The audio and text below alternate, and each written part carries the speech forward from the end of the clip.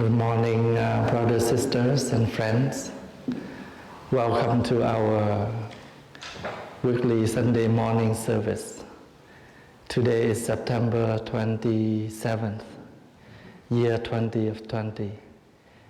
How are you this morning? The weather begins quite cold. We just finished one day retreat for the Vietnamese community in West Lock Center. Since we have the COVID breakout, we did not have a chance to organize Mindfulness Day for English-speaking community. So we try to rearrange. So right now we have begin our Friday session again at 6:30 on Fridays. So because English community is not large, it's about 20 around. So every Friday we do have the class right now again at this meditation hall. So if you wish to attend and learn how to meditate and learn more about the Buddhist practice, you can come on Friday night at 6:30. We just begin last Friday, so from now on we reopen our class. But also we also live stream online, so for people who far away and may able to come here, they can attend with us. And we try to have the Mindfulness Day for the English Sangha too. So we will have a meeting soon. So when we have everything set, we will announce. Please follow us in the practice. And I also want to excuse for my sore throat today. For most of you, when you come to the Buddhist practice, you can see one of the things that we all have something to offer. For example, if we meet each other, we offer our bow by joining our palms and we bow to each other. This is also an offering.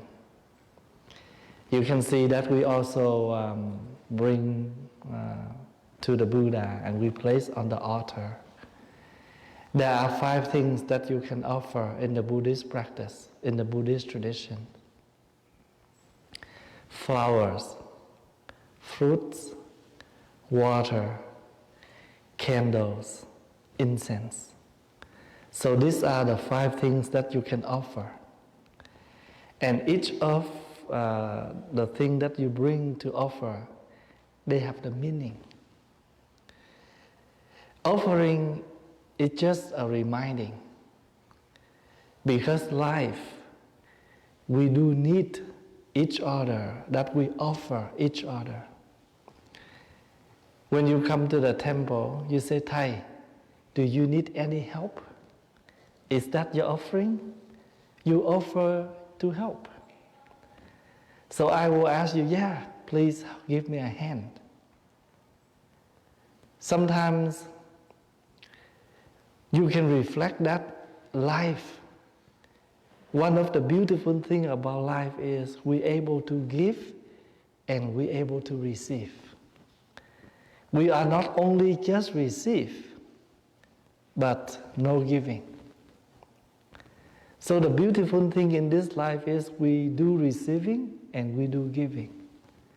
And because of that, that's why life is beautiful and give a lot of hope for many people. When you sick and you say, oh, I hope the doctor can find out what's wrong with me. I hope that they can find the right medication for myself.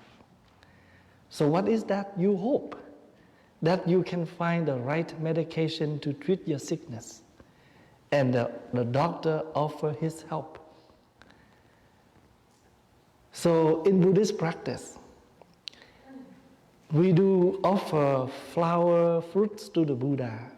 First of all, we remind ourselves that one of the beautiful things about life is we're able to offer to each other something that we're able to. I remember every day or every time when we in the Westlock Center, and some people, they offer a ride. I have 2 seats left. Is anyone who want to carpool? So wherever we want to go somewhere, we declare how many people we can bring them. So we can give them a ride. You offer your ride. You offer your help. So first of all, in Buddhist practice, when we come to the temple, first thing we do, before we do anything else, we come to the main hall, we bow the Buddha. We can offer the incense, or you don't have to offer the incense, you can offer your bows. The flowers that you join your palm like this is a flower come from your heart, you offer to the Buddha. We are not bowing a cement statue. Buddha statue is just the symbol to help us to direct our mind and make a very clear declaration. I vow to return to my mindful practice. Because the Buddha symbolizes for mindfulness, awakened one. So when we bow the Buddha, just to show our gratitude, our respect, but deeper than that, we receive the message from our practice. Every single thing we do, we want to offer the practice. For example, when I offer the incense, when we talk about incense, we all know that incense gives a fragrance to remind us to live in such a way that we can give a lot of fragrance about the way we live, our morality practice. So incense symbolizes for morality practice. What are the moralities? When you live, you follow the rules. We all have rules on the street, rules in school. Everywhere we go, there are some rules we should follow. So when you're able to follow the rules, you never do wrong. And people cannot blame you because you know how to respect the rules. So once we respect the rules, that means we also respect us. We don't want anyone to feel uncomfortable about us.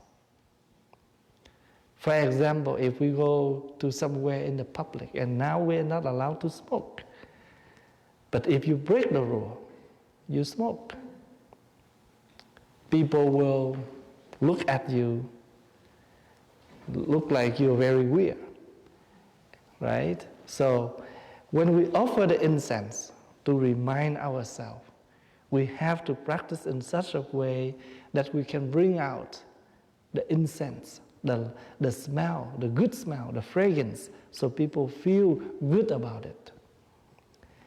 We live in such a way that when people talk about us, they have a good feeling about us. They like to talk about us. They have a lot of things to discuss about us.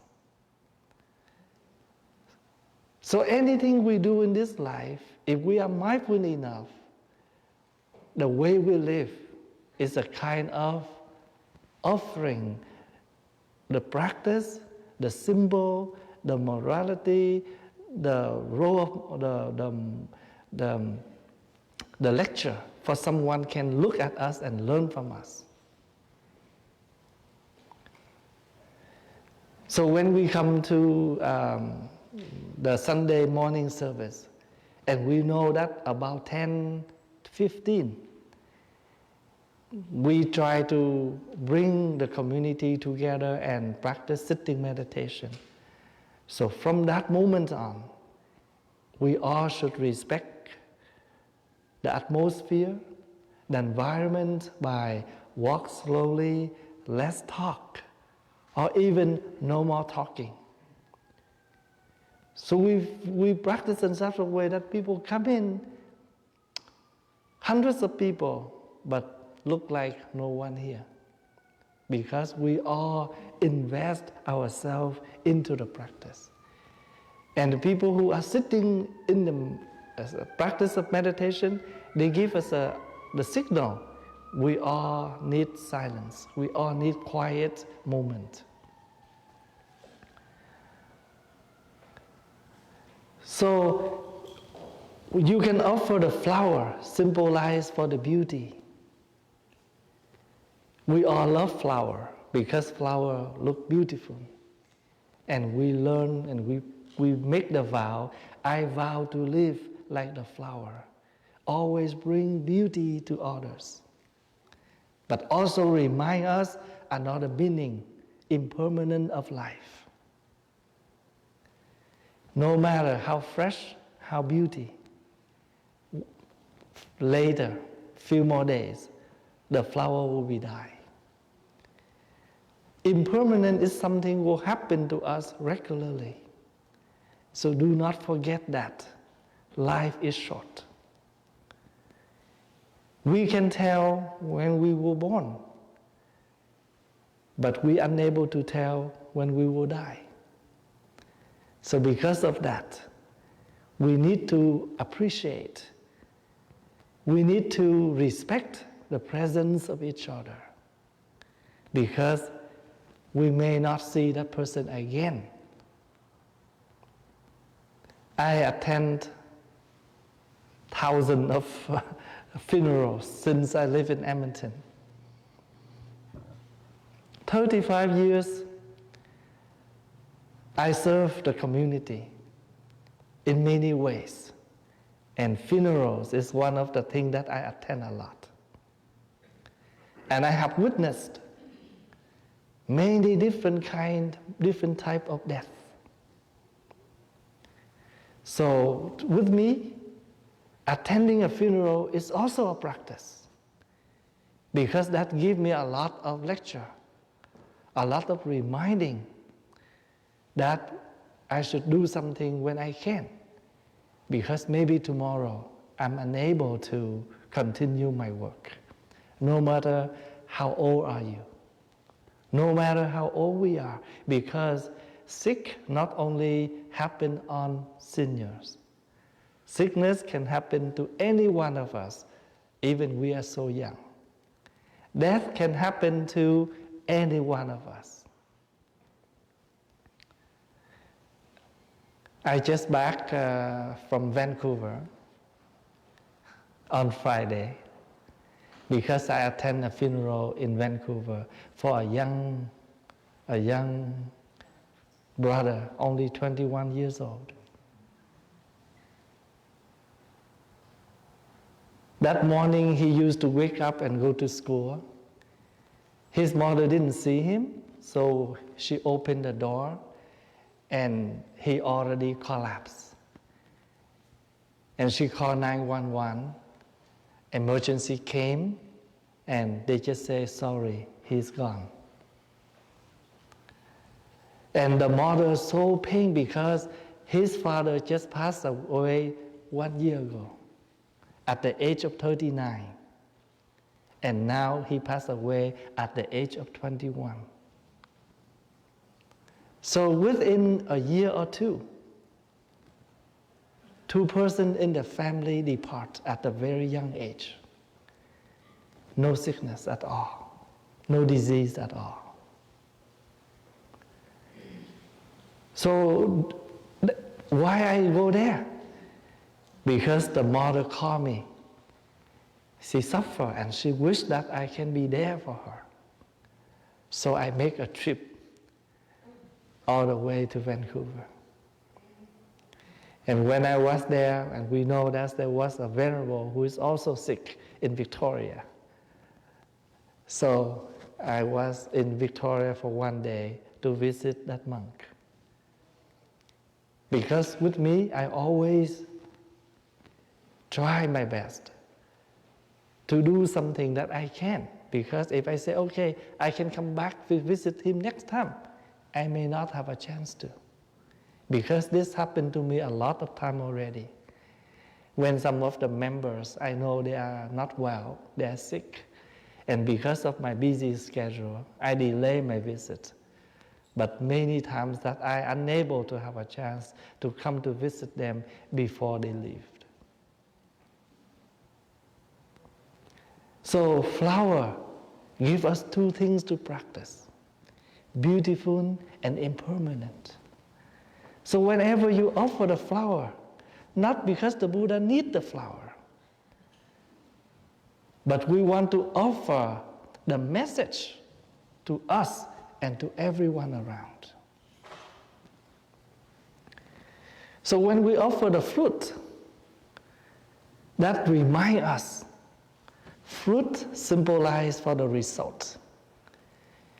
Fruit symbolizes for the final, because all fruits come from seeds.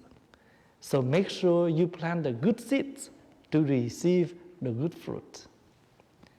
So when you go to the market to buy the fruits, we always select the good one to buy. Why don't we select good things to do? We will not buy bad fruits. So select good thing to do just like you select the fruit. And when you offer the fruit, you remind yourself, life always have cause and effect. If you do this, you will have this. If you go to school, you get your diploma. You go to work, you have money for living. There is no way you don't do anything, but you want everything. That's unable to. You don't put yourself in the practice, nothing will happen. You want your family to be happy. You have to invest your practice into this work to make the family happy. One person unable to do everything. Happiness needs both of us. That's why we find a match. When we grow up, we want to find a match. We want to find a friend that can work with us along the path of life. So in Buddhist practice, karma means something, you do a lot, become the habit. And something that happened, you call, this is my karma. So karma doesn't come alone. You have to be the main part of it. That make your karma in real. If you want to reduce your bad karma, you are the one who do it too. Good karma or bad karma, it depends on us. So when you do the chanting, we do not report to the Buddha, Buddha, this is how much I pray. So the Buddha can, get your record and give you blessing. But when you chant, when you pray, you have a chance to sit down, wholeheartedly read back what the Buddha taught. And make sure you also reflect, am I in this part? Am I practice this? Am I did not practice this? So it's a kind of like a mirror to reflect ourselves, to see how much we have practiced, and to see what happened and why that happened. So the flower and the fruits. The flower also can symbolize for the seed. The fruit symbolize for the result. That's why we put on two sides.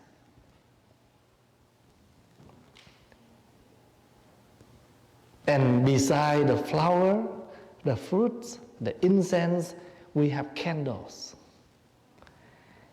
Candles symbolize for wisdom, insight, understanding. No matter how dark in that room, but when we bring the light in, the dark will be vanished. No matter how long we have misunderstood, but once understanding appears, misunderstanding and understanding will be vanished. No matter how long we live in the dark, that means we live in ignorance, in hate, in greed.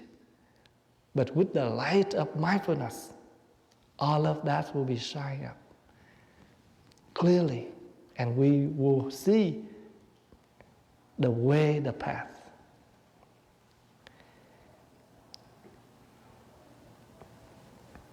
Even you live in your house, you get used with all the way. But when at night, when you want to go to that area, you still need to turn on the lights because you want to see your way clearly.